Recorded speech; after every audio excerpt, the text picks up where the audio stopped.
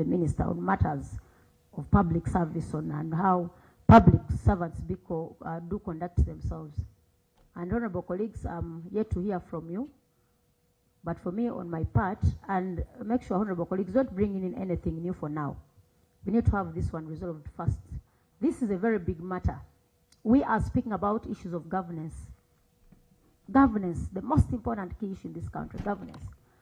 And if we cannot differentiate the boundaries of public servants in regard to active politics, I mean in regard to electoral processes, this is somehow, for now I can say, I can't believe that the PS cannot find a conclusive answer.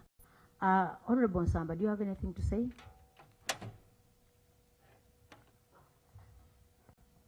Madam Chair, in all these institutions of governance, there is always an institution where other institutions rely. For example, if you are talking about matters of ICT, we know the ministry to go to. If we are talking matters education, we know the ministry to go to. But if it comes to public servants and the accounting officer or public servants cannot know,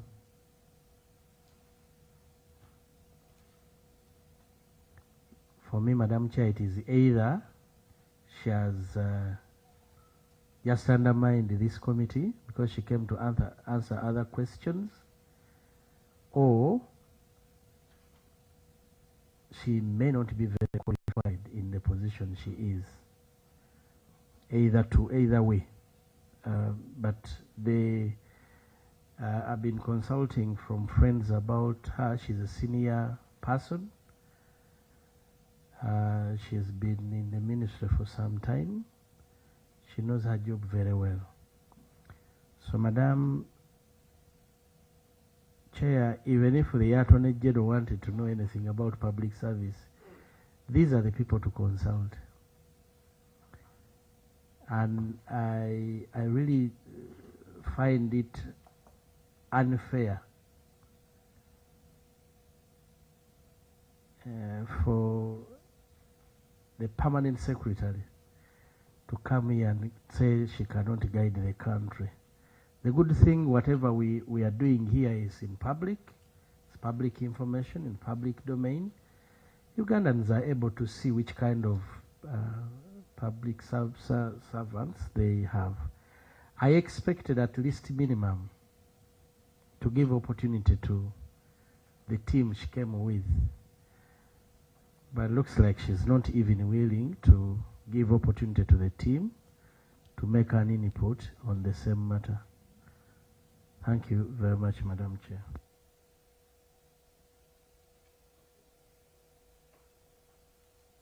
Thank you, Honorable. Honorable Okwang, the same matter? Yes, thank you for the opportunity. And as we are talking about accountability, the human resource aspect is very key also, because the duty they are paid for must be commensurate to what they are getting.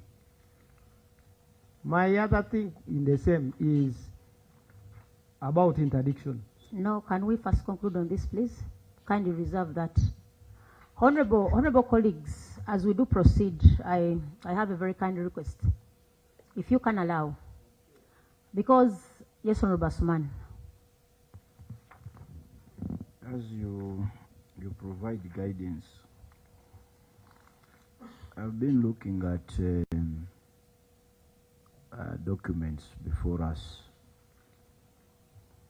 especially management response to the report of the Director General. This one here, I don't know what it is called. Yes, and I've been looking at page 5, 1.2.3, delays in promotions and career progression. And under that, there is a Public Service Standing Orders 2021. that indicate PS is responsible for developing schemes of service or career progression plans for each cadre, blah, blah, in liaison with the department service to provide a systematic for staff recruitment, placement, promotion, development, performance appraisal, or any other human resource process. I am looking at that. And some of the issues we are asking, Chairperson, actually fall under here. They fall under this. And if the PS says that he is not aware or cannot provide an answer, if you brought the Public Service Standing Orders 2021 in relation to what we are talking about, I am very sure, Chair, the issues we are asking must be in there. Now, the reluctance by the PS to address these issues arises out of the fact that these are matters that in the public domain that they have failed to take action on. And that she can't commit herself because we will put her on the spot. But she actually knows precisely what we are talking about. So, if the PS cannot respond to issues in her own standing orders, I want to move, Chair, that this committee, through you obviously, that this committee be pleased to discharge the PS. To discharge the PS, to go and acquaint herself with matters in her domain, so that at the next sitting, if you allow, she comes well prepared to address issues before this court. Chair, the PS has said she was not prepared for non-accountability questions, if I understood her well. But what we are raising is actually one of the biggest accountability issues that will even emerge in this discussion. I'll give you an example from personal experience. One time I went to the Constitutional Court. I was asking for a temporary injunction.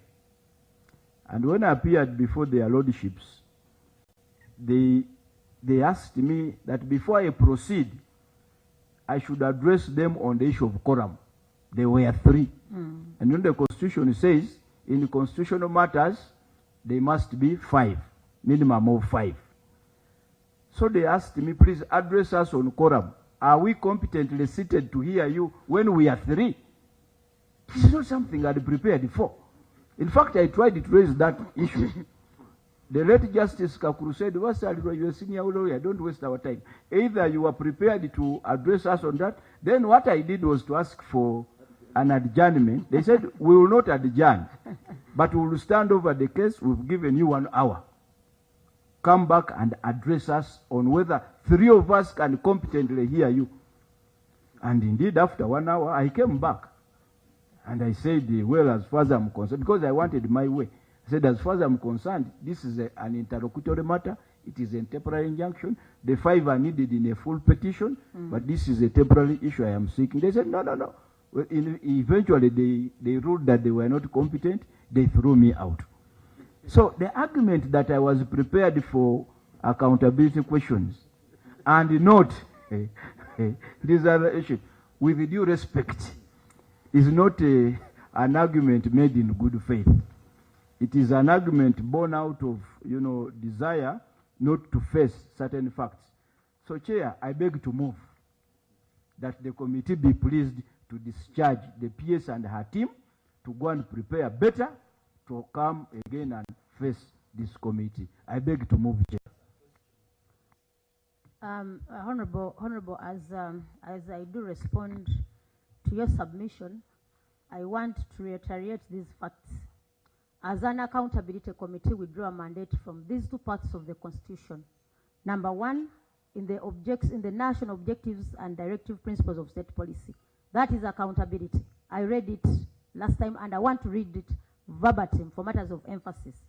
For matter of emphasis, accountability under the National Objectives and Directive Principles of State Policy.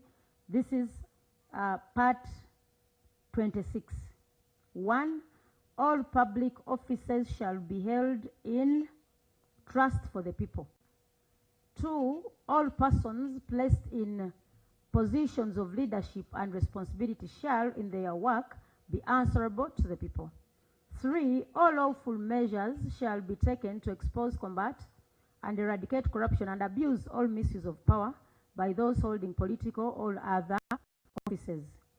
We also draw a mandate from 1 Article 6.4 about accountability still, where the permanent secretary or the accounting officer in charge of a ministry or department shall be accountable to Parliament for the funds in that ministry or department. Any person holding a political or public office who directs or concurs in the use of public funds contrary to the existing instructions shall be accountable for the loss arising from the use and shall be required to make good of the loss, even if he or she has ceased to hold office.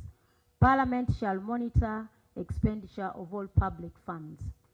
Honorable colleagues, I want to draw your attention to the mandate of the Ministry of Public Service. One of their mandates is to develop and administer HR policies.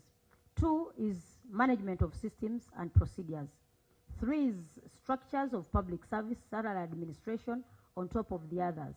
But also among the roles of a permanent secretary is managing the ministry, advising the minister on policy, implementing government policies, ensuring proper expenditure of public funds, and maintaining organizational structure.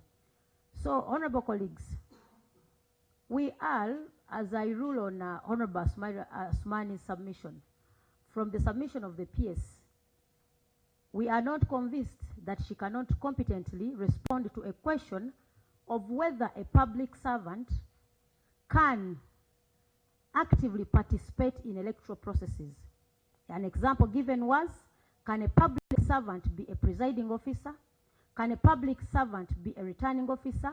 Can a public servant be a polling agent? That is giving an example. Those are electoral processes. We are not talking about voting. We are not talking about standing for an electoral position. Now, I would request, if you can allow, before I rule on Honorable Basalira's matter, I want us to give the accounting officer another extra chance, under oath, to give a commitment under oath that she cannot competently respond to a matter raised, and she needs to consult the Attorney General to give us a response to whether a public servant can participate in those processes. If you can allow, we administer the oath, and then she gives us the last answer. We shall make a ruling on how to proceed. Thank you.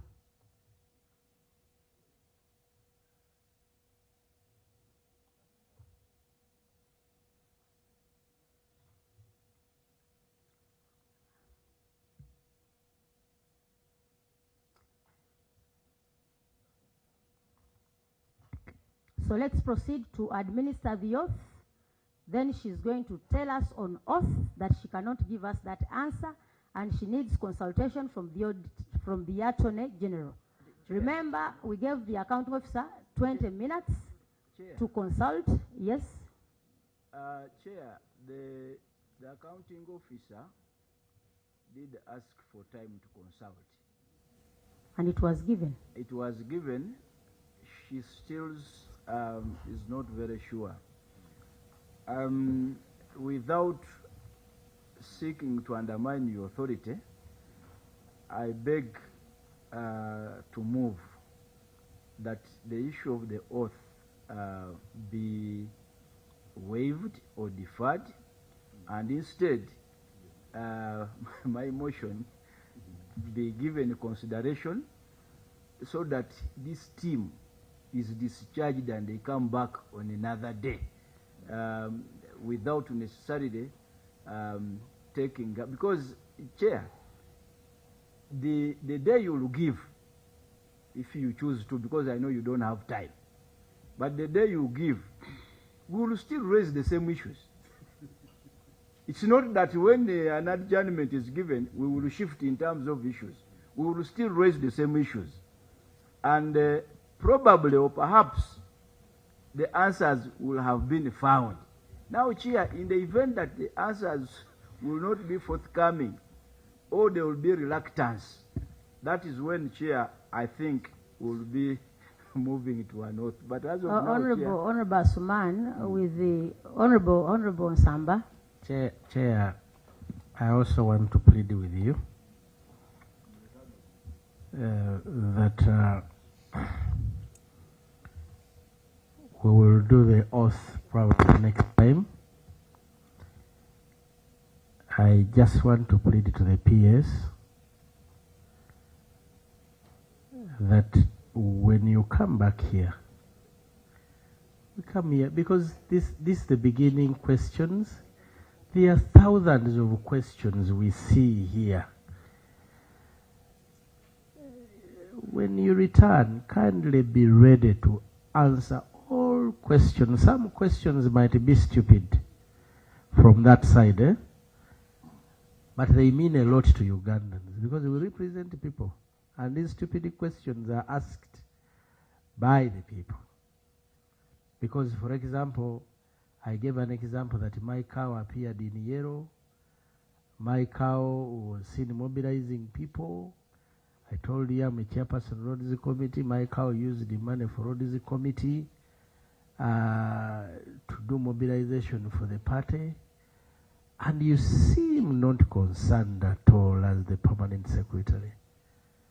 Now, when we talk about these matters, I gave you an example of the district education office of the district where I come from, using resources for the district to do mobilization, and an accounting officer is not concerned and wants to consult with the Attorney General. I want to plead with you. First of all, I'm pleading with the chair to spare the PS the oath and go for preparation to come and attend to this committee in an honest manner, without demeaning us, without taking us for granted, with taking these matters seriously. Because you may see 5 of us or 6 of us here, but these questions are for the people of Uganda. They want to see somebody sitting in their office answerable to them, as simple as that. When a question is bigger for you, that's the reason why I come with this team. Can ask them to answer. They can probably save you if you want. So, Madam Chair, I'm pleading with you. Thank you, We Honorable. can answer the oath next time. Honorable colleagues, you don't have to plead on this matter. Aware that you are an accountability committee. You scheduled this entity for today, Monday. All of you have convened here. I made this all your other activities that you ought to have done.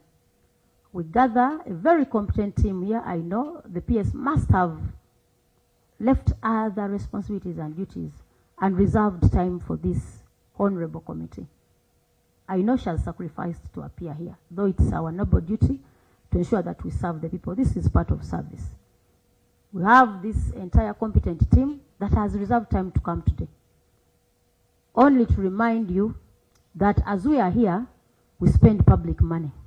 These are public resources. Waste of time is waste of money. Automatically, you lose it on accountability. We come here, sit for just a few minutes, all hours that we've spent speaking to each other, but because of a very simple question, we make this whole entity, please go back and come back, as casually as that. That cannot take place. This entity ought to have been handled today, then we look out to other entities. You are going to be paid money for appearing here. They are spending public resources to appear here. So, honorable colleagues, being an accountability committee, we cannot take issues of public expenditure for granted. Just imagine if other 5 committees act the way we are doing today. Please send them. It shouldn't be as casual as that. They should go and come back, not as simple as it is, as you intend to have it. Number 2, I don't know what you lose when she speaks what she's telling us on oath. Because that is the only way that we can convince ourselves that what she's saying is true. Otherwise, for me, I feel so bad to let this team go without handling these matters. We have so many important things here, but just something very simple. Please guide. Even if she had told us that, you know what, let us proceed, as I assign one of my teams to consult before we conclude the meeting, we shall have the answer. That would have. But to the PS, it seems, and I've observed it, she told you what you are asking for is not part of accountability. So if it's not part of accountability, I want her to be on record, on oath, that what you are asking for, I cannot, is purely outside my docket. Honorable colleagues, I don't know what you lose, because we've given her 20 minutes. Please go and consult. Some of you are asking, were saying, no, Honorable, she should, send one of the teams. You know, this is an interface between Parliament and public service to ensure that we can serve people better. But it hurts on something that is simple. For you send an entity back, come back, back, forth, for what? So, Madam PS, I really advise that let's respect the people out there. Let us have respect for each other. This is something that is very, very simple. Even if you had said, team, please go out, and I want to ask them, do they have a legal department in the ministry? You don't have. But this is something you can, I myself here, I can call the Attorney General and get an answer. Please advise us on this. And we proceed. Just imagine wasting public resources. You come here, your valuable time on items left on table. People have come to your office and bounced because you are in Parliament. We come here and do nothing. You came early. I salute you for that. You came early, said that we can have some of these matters sorted for you to serve the country better. So before you go on oath, can you give us an answer competent from a senior public officer, very senior, with due respect?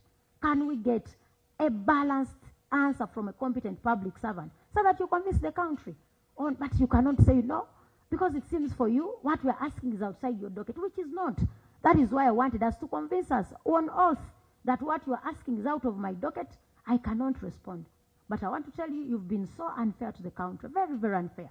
So before we go on oath, do you have anything new to inform us?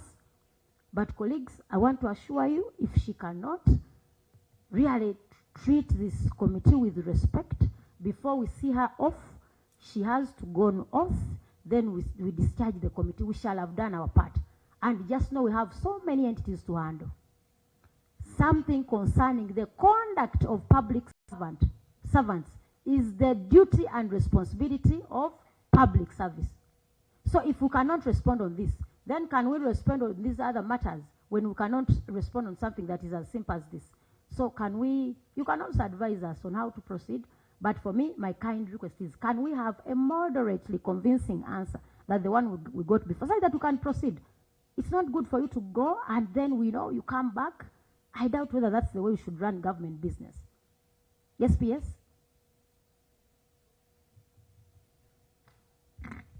Thank you, Honorable Chair. I requested to consult the Attorney General. He's our legal advisor, because the question is both administrative and legal. With due respect, I beg you, Chair, to see this as the most respect I can give to Parliament instead of giving a frivolous answer. I thank you. Yes, Honorable Silas. Madam Chair, first of all, to introduce myself, I'm Silas Aukon, MP Kumi Municipality, and you're welcome to Parliament. Cool down and enjoy this good building. Yeah, it's yours. What I see is that there's an opportunity for a good answer at the end of the tunnel. So, Madam Chair, like you are almost guided, let's start with other business as a consult within the building. Honorable Cyrus, if you could allow me, you normally let me finish. You normally allow me to complete. Okay, proceed. So, we are sharing wisdom, but you are the most wise chair. So, what I was thinking is that let us handle other business. By the time we finish, they will have gotten the answer. Calls are still almost free. They are not as expensive. You can call the Attorney General, consult quickly, and come back. I would request through you, Chair. Thank you. Whether it's in the cabinet, he has people. Attorney General is just one, not one officer. It's a hollow chamber.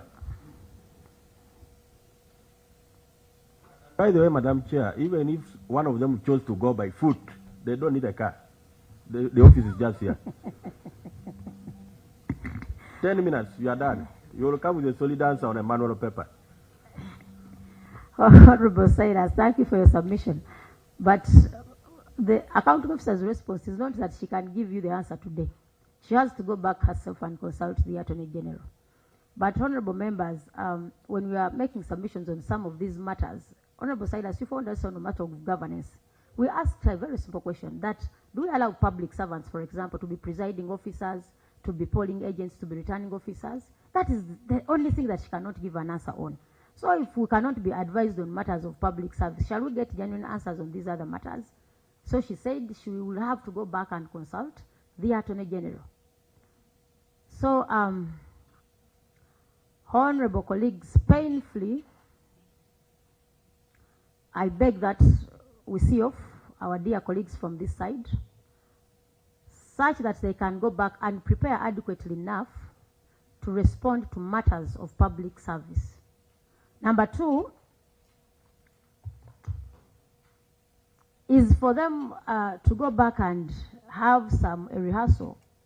I know they have appeared here several times, but I want them to really think about the importance of this committee to the country, and for them to also know that they occupy those offices for and on behalf of the people. It is very unfortunate, it is very embarrassing for us to come here and start, demeaning each other. So I request that we discharge the permanent Secretary Minister of Public Service, such that she can come back next time when she can competently advise on matters of human resource. The meeting is adjourned to the next session.